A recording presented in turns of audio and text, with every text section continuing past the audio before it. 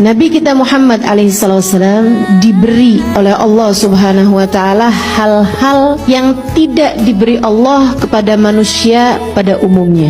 Imam Nawawi Al-Bantani dalam syair-syair ini menyatakan 10 keistimewaan baginda kita Nabi besar Muhammad sallallahu alaihi wasallam. Yang pertama, Nabi tidak pernah berihtilam. Mohon maaf saudaraku sekalian, tak pernah bermimpi basah. Nabi Muhammad tak pernah begitu. Kemudian yang kedua, Nabi Muhammad matasa'ab, tidak pernah menguap seumur hidup beliau. Nabi juga tak pernah buang angin.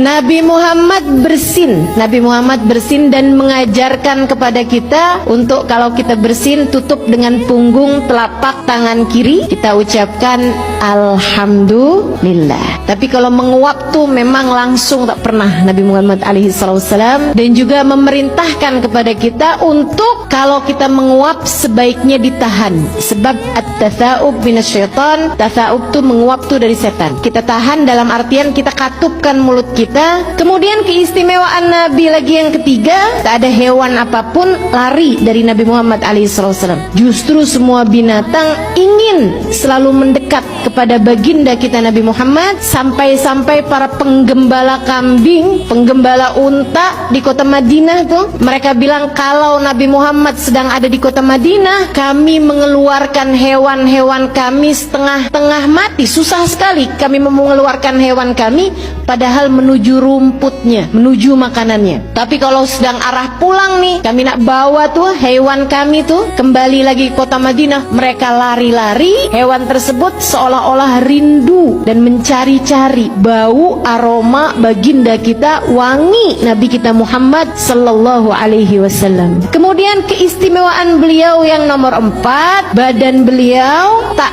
pernah dihinggapi lalat, satu kali pun tak pernah. Meskipun misalnya keadaan tak memungkinkan beliau untuk mandi, tak pernah badan beliau dihinggapi oleh lalat. Kemudian yang nomor 5, beliau melihat ke arah belakang seperti penglihatan beliau ke arah depan. Keistimewaan yang lain, tak pernah terlihat bekas air kencingnya. Nabi Muhammad tak pernah terlihat bekas kencing beliau ataupun bekas kotoran beliau kalau langsung ke tanah ya. Seolah-olah tanah berebut dengan kotoran beliau sallallahu alaihi wasallam. Dan ini diriwayatkan oleh Sayyidina Ibnu Mas'ud. Jadi sekalian, Ibnu Mas'ud tuh dapat tugas untuk mengawani Nabi Muhammad alaihissalam, menjadi semacam asisten buat Nabi Muhammad alaihissalam dalam urusan-urusan pribadi beliau. Ibnu Mas'ud satu waktu ditanya sama para sahabat yang ingin tahu, wahai Ibnu Mas'ud, bagaimana Nabi kalau di tengah perjalanan, misalnya Nabi ingin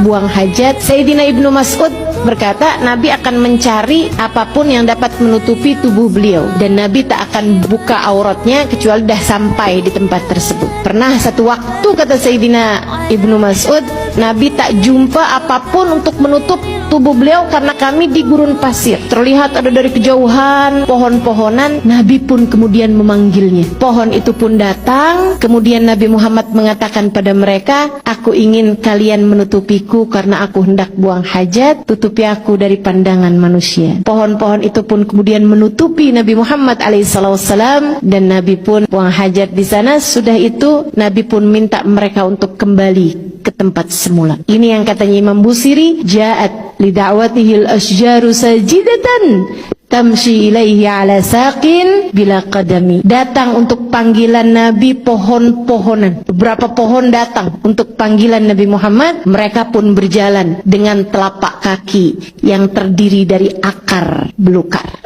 Saya jadi terfikir, jika pohon saja dipanggil Nabi datang, mengapa kita umatnya enggan untuk bersolawat, bersalam kepada Nabi Muhammad?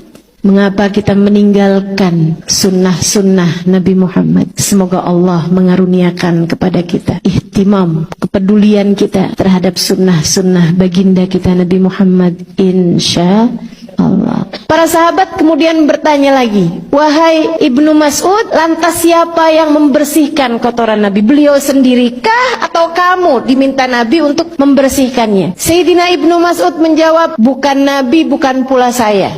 Dibiarkan begitu saja Ibnu Mas'ud? Bukan. Akan tetapi sampai dengan sekarang saya tak pernah melihat bekas kotoran Nabi Muhammad sallallahu alaihi wasallam. Saya lihatnya tanah seolah berebut dengan apa yang keluar dari tubuh Nabi Muhammad sallallahu alaihi wasallam.